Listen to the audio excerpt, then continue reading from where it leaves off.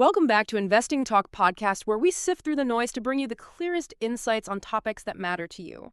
Today, we're tackling a question many of you have asked us to explore. Is RIOT Platforms a good time to buy now?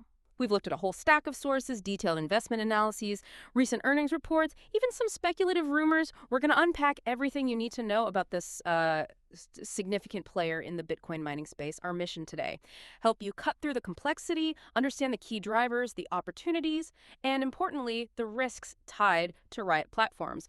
Before we jump in, if you're finding these analyses valuable, please do consider subscribing, liking, and leaving a comment.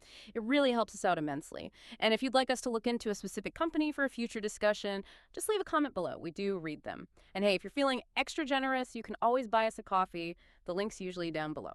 Okay, let's get into it. All right, let's unpack this. RIOT Platforms, major player in the U.S. Bitcoin mining scene. They've been making headlines, right? Some pretty impressive operational growth recently. What's really been driving this momentum? Is it just, riding the Bitcoin wave, or is there more strategy to it? Well, what's fascinating here, I think, is how RIOT has moved beyond just mining more Bitcoin. That's part of it, sure. But they've aggressively combined these record production numbers with a really sophisticated power management strategy. And on top of that, significant facility expansion over just the last 3 months. So this isn't just about scaling up blindly. It feels like they're setting the stage, strategically positioning themselves for what's next in a notoriously volatile industry. That's a strong point.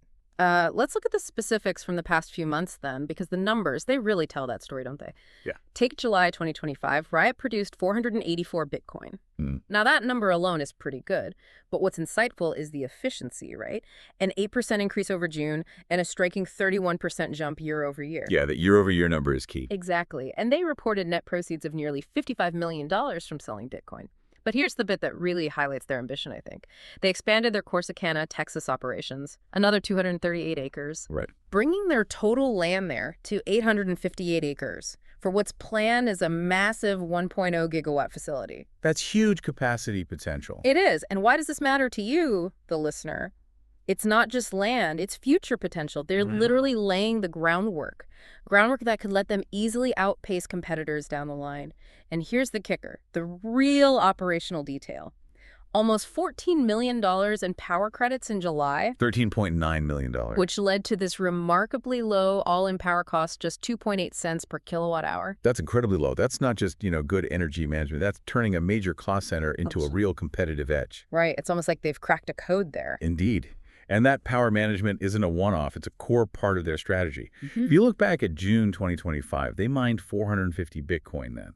And while that was actually a slight dip from May month over month, the crucial detail was their active participation in ERCOT's 4 Coincident Peak program, the 4CP. The demand response thing in Texas. Exactly. Think of it like this. When the Texas grid gets strained, RIOT can choose to curtail, to pause some mining operations. And they earn significant credits for doing that. It's a brilliant move. It turns a potential operational headache, like power curtailment, into a revenue stream.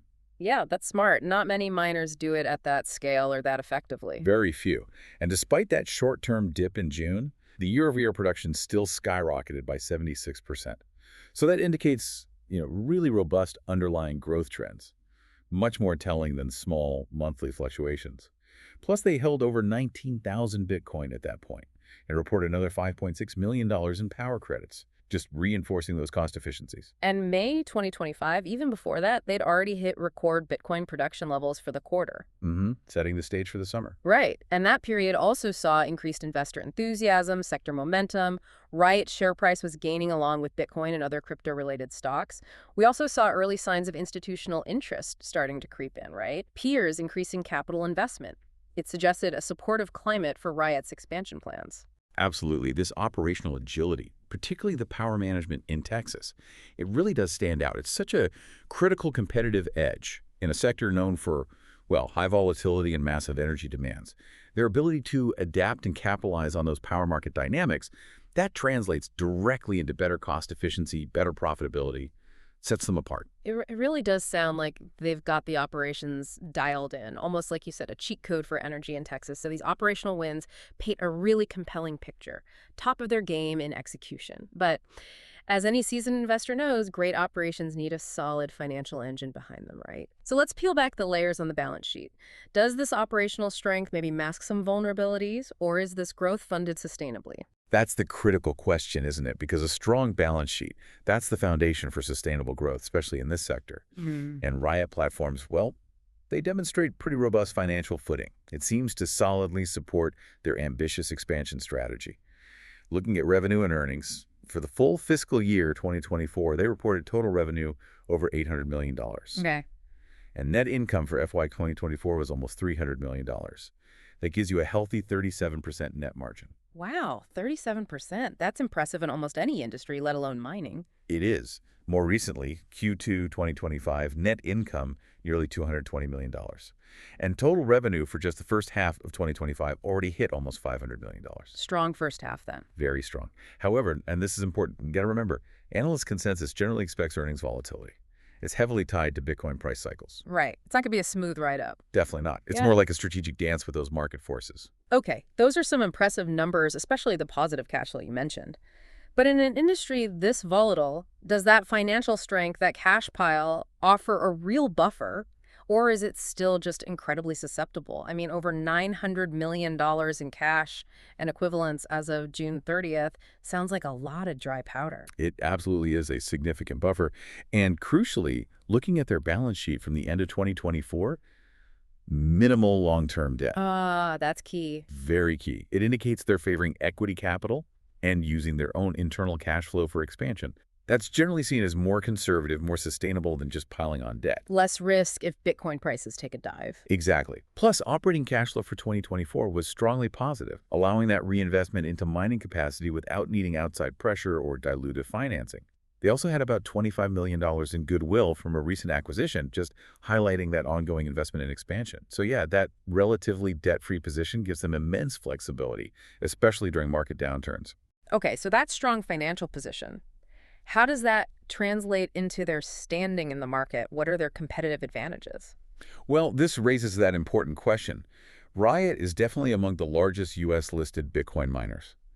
They benefit from a substantial installed hash rate. That's their computing power, basically. Right. And as we discussed, that access to low-cost, mostly renewable Texas power. Right. Scale and power access. Precisely. Their scale, that vertically integrated power access, meaning they control more of their energy supply chain, and that relatively conservative balance sheet. Yeah. It provides a significant moat, a strong defensive position. Well, But despite those advantages, they remain heavily exposed to volatile Bitcoin prices. That's the fundamental, unavoidable risk here. can't escape it in this business. Nope. Their core competitors, just for context, include names like Marathon Digital Holdings, CleanSpark, Hut 8 Mining. It's a competitive space. All right, this is where it gets really interesting for potential investors, right? We've seen the operational skill, the financial muscle, but how is RIOT actually valued compared to those peers? And for those of you watching the charts, what do the technicals tell us about the recent price action? Yeah, valuation in crypto mining is always, well, dynamic. Direct comparisons can be tricky. But generally, RIOT Platforms trades pretty much in line with its larger peers. Suggests the market is pricing in both its strengths and its risks relatively fairly, you could say. As of August 2025, its price-to-earnings ratio, the PE, on a trailing 12-month basis, was around 16x. Okay, and the industry averages? Around 15 to 18x, so right in the middle there. Their price-to-sales, PS, also trailing 12 months, was about 3.5x. That's actually a bit above the industry average of around 3x. Interesting. So a slight premium on sales, what does that suggest to you? It could suggest the market might be giving it a bit more credit for its revenue generation, maybe its growth prospects relative to its top line. Okay. And price to book? Price to book for the most recent quarter was around 1.2x. Again, a little higher than the industry average of about 1.1x, which likely reflects that balance sheet strength and scale we talked about. The market values their assets a bit more highly, perhaps. All right, so valuation seems broadly in line, maybe a slight premium here and there. What about the technical analysis for the chart watchers out there? Okay, technicals. As of September 1st, 2025, the stock had been trading in a range between roughly $10.50 and $14.50 over the prior 4 weeks. Decent range implies volatility. Exactly. High volatility, very characteristic of the sector. For anyone looking at potential entry points, There seems to be notable support near that $10 to $10.50 mark. Okay, a potential floor there. A potential one, yes. On the flip side, resistance levels look to be around $13.50 to $14.50. That's where selling pressure has tended to increase. Got it. What about moving averages? The 50-day moving average is currently below the 200-day moving average. Ah, the death cross formation, technically speaking. Technically, yes. It's a classic signal suggesting a bearish medium-term trend, at least according to technical analysts. The RSI, Relative Strength Index, was hovering near 45. So not oversold, not overbought, kind of neutral. Pretty much neutral momentum for now, yeah. And it's beta, the measure of volatility relative to the market. A high, I assume. Well above 2.0. Still very high. So for traders, that means expect big swings, right? Double markets move, potentially. Or more. A beta above 2.0 isn't just a number. It's like a flashing light for volatility. If the broader market moves 1%, RIOT might move 2% or more, up or down. Crucial to factor into any short-term strategy. Definitely. Okay, so that volatility is baked in. This raises the question about the future then. The trajectory. What are the upcoming catalysts that could actually move the needle for RIOT? And conversely, what are the big risks we need to keep front and center? Right. There are several short-term and long-term catalysts potentially in play, plus some interesting rumors floating around, and of course those inherent risks. So what does this all mean for the next few months? What events should people watch? Let's start with short-term catalysts. Okay, short-term, several dates to watch, but the big one is probably the Q3 2025 earnings release, expected around September 30th. Right. What will analysts be looking for there? Obviously, Bitcoin production numbers, cost efficiencies, but crucially, updates on that Corsicana expansion. Are they on track? Accelerating? Yeah. Any snags? That's key. Makes sense. What else? October 11th, possible ETF rebalancing. Could drive some abnormal trading if RIOT's weighting changes significantly. Then October 20th, we get the Institutional Investor 13F filings. That gives us a peek into what the big funds are doing. Accumulating. Selling. Always interesting to see where the smart money is moving, or supposedly moving. Supposedly, yes. Yeah. And then November 1st, that Texas holiday load report and a power credit update. Another check on how well they're playing that energy game. Okay. And beyond scheduled events. Well, always significant exposure to near-term Bitcoin price moves. That can change sentiment overnight. And ongoing regulatory news for digital assets. Always a wild card. Got it. What about longer-term catalysts, looking further out? Longer term, the picture gets broader. We're talking potential for massively increased mining capacity, right? Future hardware investments may be coming online 2026 or beyond, really leveraging that expanded Texas footprint. Using all that land they bought. Exactly. There's also the prospect of M&A activity. Consolidation in the U.S. crypto mining sector seems likely at some point. RIOT could be an acquirer or maybe even a target eventually. Interesting. And of course, new favorable power contracts. If they can lock in even better rates, that further enhances margins, solidifies their cost advantage for years. Okay. Now, what about the more speculative stuff? The rumors? What's the chatter? Well, you always hear things. There's been chatter about a potential institutional partnership announcement, maybe a strategic alliance with a big asset manager wanting more direct exposure to mining. That could be significant. Could be. There's also growing speculation about takeover or buyout interest, maybe from larger crypto infrastructure firms or even energy companies. An energy company buying a miner? Why? Well, a company with RIOT's scale and sophisticated energy strategy could be an attractive way for an energy firm to play the digital asset space or even manage their own power load. It's speculative, but makes some sense. Interesting angle. Any other rumors? Hints about possible new regulatory incentives, maybe from Texas or even federally, for large miners using renewable energy that would disproportionately benefit someone like RIOT. Right, given their Texas base. And finally, some unconfirmed reports suggest RIOT might accelerate efforts to diversify, maybe into AI compute or broader data center hosting. Using their infrastructure for more than just Bitcoin. Exactly. Leveraging that power capacity, the land, the infrastructure, it would be a significant move to de-risk from pure Bitcoin mining, if true. Okay, lots of potential catalysts, some more speculative than others, but we have to talk about the risks too. Absolutely. We have to ground this. Stock-specific risks are huge. Revenues, margins, almost entirely tied to Bitcoin's price and the network hash rate. Right. Highly susceptible to crypto market swings. You just can't escape that. The core risk factor. Number one. Then there's ongoing regulatory uncertainty, both in the U.S. and globally. New rules could materially impact results, maybe restrict operations. Always hanging over the sector. Always. and concentration risk. Operations are heavily weighted to Texas. That makes them vulnerable to regional energy issues, policy changes specific to Texas, even extreme weather events. Good point. What about broader market risks? Well, the crypto sector itself remains extremely volatile. Frequent swings in demand, sentiment, and crypto mining stocks like RIOT are correlated not just with Bitcoin, but also with high beta tech stocks. So you get risk compounding. Double whammy sometimes. Can be. And just looking at recent news and sentiment, while Q2 2025 did beat expectations, which was positive, it's worth noting insider filings from March to August showed some small net sales. Not huge red flags, maybe just profit-taking after a good run, but it wasn't large-scale accumulation either. Okay, something to be aware of. And sentiment. Predictably, social media sentiment is often bullish among crypto traders, but gets more cautious after market pullbacks, which we've seen recently. So a mixed bag there. Okay. So we've dug into the operations, the financials, valuation, technicals, catalysts, rumors, risks, everything. Let's try and bring it all together. For our listener asking that core question, is RIOT Platforms a good time to buy now? What's the final word? Stepping back and looking at the whole picture, RIOT Platforms definitely offer significant upside potential. You can't deny that. Their scale, their low-cost mining capability, that strong balance sheet. It's a rare and powerful combination in this industry. However, its future is undeniably deeply tied to volatile Bitcoin prices. That's the elephant in the room. And those sector-specific risks, the regulatory risks, they're notably high. Can't be understated. No.